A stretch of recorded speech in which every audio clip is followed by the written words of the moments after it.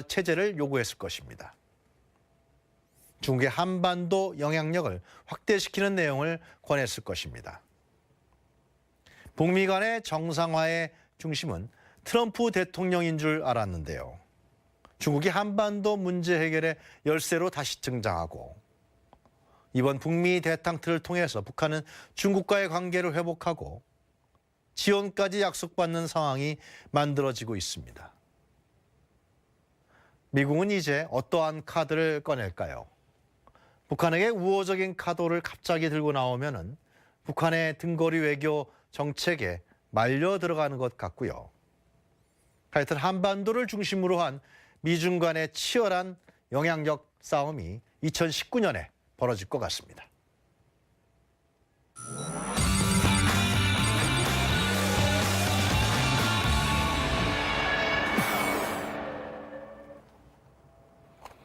오늘 정부 서울청사에서는 경제활력대책회의 겸 경제관계장관회의가 홍남기 경제부총리 주재로 열렸습니다. 홍 부총리의 모두 발언 주요 내용 직접 들어보시죠. 지난해 9월 이후에 점차 늘어왔던 취업자 증가폭이 12월에 3만 4천 명으로 둔화되고 연간으로는 약 10만 명 정도의 증가에 그쳤습니다. 특히 제조업 고용이 3년 연속 감소하고 그간 고용을 지속해온 견인해왔던 서비스업 고용 증가폭도 축소되는 등 전반적으로 양적으로 측면에서 미흡한 상황입니다. 지난해 부진은 아시다시피 생산 가능 인구가 감소하는 가운데 자동차, 조선 등 주력 산업 구조조정, 그리고 자영업 업황의 부진, 그리고 일부 정책적 요인 등이 복합적으로 작용한 것으로 보여집니다.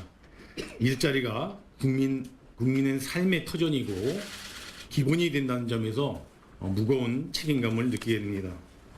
다만 세부 내용을 보면 고용률 측면에서 2017년 대비 악화되지 않은 수준이었고 청년 고용은 작년 4, 4분기에 개선세로 전환되었으며 상용직 취업자 증가세도 지속되는 등 긍정적인 모습도 나타나고 있어서 이와 같은 개선 추세는 계속 이어나갈 필요가 있다고 생각이 듭니다. 올해 정부는 일자리 15만 개를 창출하겠다는 목표를 제시한 바 있습니다. 쉽지 않은 상황이지만 일자리 분야에서 국민들이 체감할 수 있는 확실한 변화를 이끌어낼 수 있도록 상반기 중에 다음 3가지의 주안점을 두고 전력 투구해 나가고자 합니다. 우선 민간이 일자리 창출의 주역이고 민간 투자가 일자리 확대의 원천인 만큼 전방위적인 경제활력 제고에 경제팀의 최고 역점을 두겠습니다. 둘째, 특히 내수경제의 활성화, 이 중에서도 고용 창출력이 높은 서비스 산업을 활성화하는 데 주력하겠습니다. 마지막으로 어려움을 겪고 계신 취약계층 일자리의 상황 개선, 특히 청년 구직활동 지원금의 지급이라든가 여성 일자리에 대한 세제 혜택 확대, 그리고 직접 일자리 사업 조기 집행 등을 통해서 청년, 여성, 어르신 등의 고용 상황을 개선하고 동시에 중소기업의 일자리 미스매치 해소와 고용 위기 산업 및 업종에 대한 지원도 각별히 강화해 나가고자 합니다.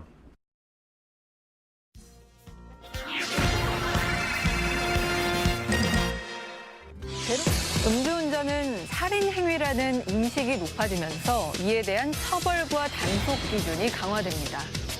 음주운전의 위험성은 익히 알고 있는 것처럼 개인뿐만 아니라 타인의 안전을 위협할 수 있기 때문에 절대 해서는 안 될 범죄 행위입니다.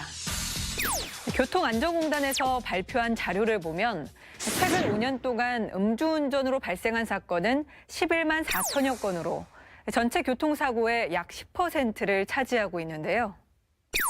더 큰 문제는 음주운전에 5회 이상 적발된 재범자가 해마다 6천 명을 넘어섰고 적발 횟수가 10차례를 넘는 상습 운전자도 2015년 81명에서 2016년 201명, 2017년엔 348명으로 3년 사이 4배 넘게 늘었습니다. 보신 바와 같이 음주운전은 실수가 아닌 습관이란 건데요. 지난해 12월 융창호법 시행으로 처벌 기준이 강화된 데 이어 올 하반기부터는 단속 기준도 강화됩니다. 운전면허 정지 기준은 0.03% 이상 0.08%로 낮아져 보통 소주 한 잔만 마셔도 처벌을 받습니다.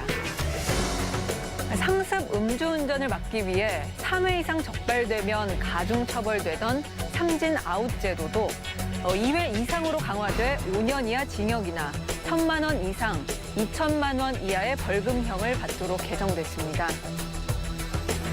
음주운전으로 사망사고가 발생할 경우 현행 1년 이상 무기징역에서 최고 무기징역 또는 최저 3년 이상 유기징역을 받게 됩니다. 또 음주운전으로 사람이 다칠 경우 10년 이하 징역 또는 500만 원 이상 3천만 원 이하 벌금에서 1년 이상 15년 이하 징역 또는 1,000만 원 이상 3천만 원 이하 벌금에 처해집니다. 그리고 음주운전을 한 운전자뿐만 아니라 동행자도 형사처벌을 받을 수 있는데요. 음주운전 사실을 알면서도 차량을 제공하거나 음주운전을 권유, 독려, 공모해 차량에 함께 탄 경우 처벌을 받게 됩니다.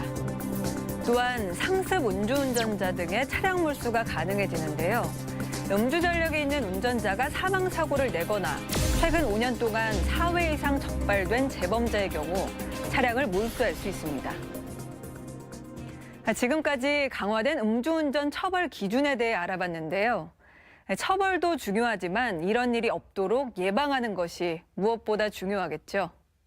음주운전 예방법으로는 술자리가 있는 곳에 차량을 가져가지 않는 게 좋습니다.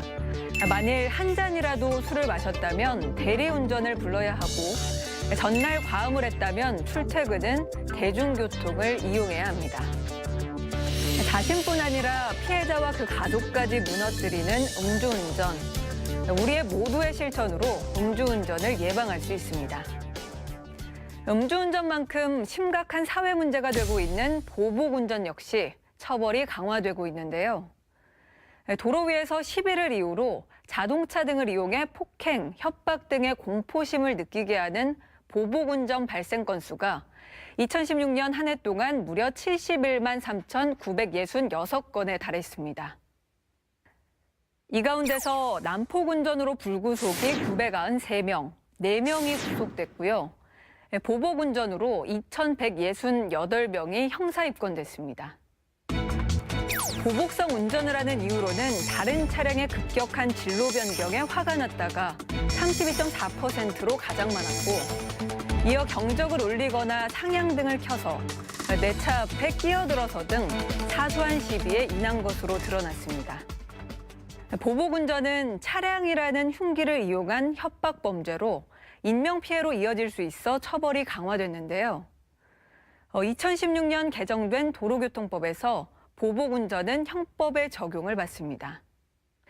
보복운전은 난폭운전과 달리 특정 대상을 설정한 상태에서 위협을 가하는 행위인 만큼 특수협박죄를 적용할 경우 7년 이하 징역 또는 1,000만 원 이하의 벌금형을 받으며 특수폭행죄가 인정되면 5년 이하 징역 또는 1,000만 원 이하 벌금형에 처해질 수 있고요. 또 보복운전을 하다 타인을 고의로 다치게 하면 살인 미수죄가 적용됩니다.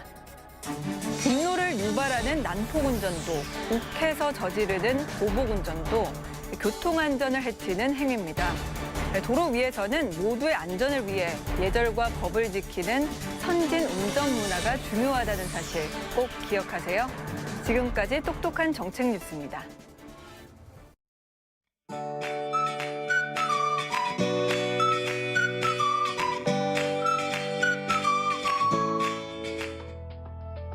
안녕하세요. K웨더 라이프스타일 예보 오주호입니다. 아침에 찾아왔던 반짝 한파는 오후부터 서풍이 불면서 차츰 누그러지겠습니다. 내일 서울의 아침 기온 영하 6도로 시작해 한낮에는 3도까지 오르는 등 영상권을 회복하다가 올해 목요일에는 낮 최고 기온 5도를 보이며 평년 기온을 회복하겠습니다. 찬 공기로 인해 대기순환이 원활해져 오늘 전국의 초미세먼지 농도는 보통 수준을 보이겠는데요. 다만 내일은 오전까지 전국의 초미세먼지 농도 보통 수준을 보이다가 오후에는 중서부, 강원 영서, 전라북도 지역은 한때 나쁨 단계까지 오르겠습니다. 이들 지역은 외출하실 때 미세먼지용 마스크를 꼭 착용하셔야겠습니다. 한편 요즘 대기가 건조해 화재 사고가 빈번히 일어나고 있습니다. 작은 불씨도 큰 화재로 이어질 수 있으니까요. 불씨 관리에 각별히 유의하셔야겠습니다. 내일은 중국 산동반도 부근에 위치한 고기압의 영향을 받겠습니다. 다음은 자세한 지역별 날씨입니다. 중부지방은 아침까지 추위가 이어지겠습니다. 서울의 아침 기온 영하 6도, 춘천 영하 10도, 수원과 청주 영하 7도까지 내려가겠습니다. 동해안은 건조한 대기가 계속되겠습니다. 불씨 관리에 유의하시기 바랍니다. 낮 최고 기온 강릉 8도까지 오르겠습니다. 남부지방은 남해안과 제주도에 오전 한때 빗방울이 떨어질 때가 있겠습니다. 낮 최고 기온 부산 8도, 광주와 대구 5도에 머물겠습니다. 전해상이 흐린 가운데 남해상으로는 비가 내리겠습니다. 바다의 물결은 동해상으로 최고 4m로 매우 높게 일겠으니 항해나 조업하는 선박은 각별히 유의하시기 바랍니다. 금요일은 서울의 아침 기온 영하 4도로 시작해 한낮에도 영상권에 머무는 등 당분간은 온화한 날씨가 예상됩니다. 다만 금요일에는 제주도에 비 소식이 있고요. 주말인 토요일에는 남부지방에 비 또는 눈이 내릴 것으로 전망됩니다. 날씨였습니다. 오늘 저희가 준비한 소식은 여기까지입니다. 네, 오늘도 유튜브 KTV 국민방송 채널에 많은 분들께서 다양한 의견 주셨는데요. 앞으로도 큰 관심 부탁드리겠습니다. KTV 대한뉴스 마치겠습니다. 시청해주신 여러분 고맙습니다.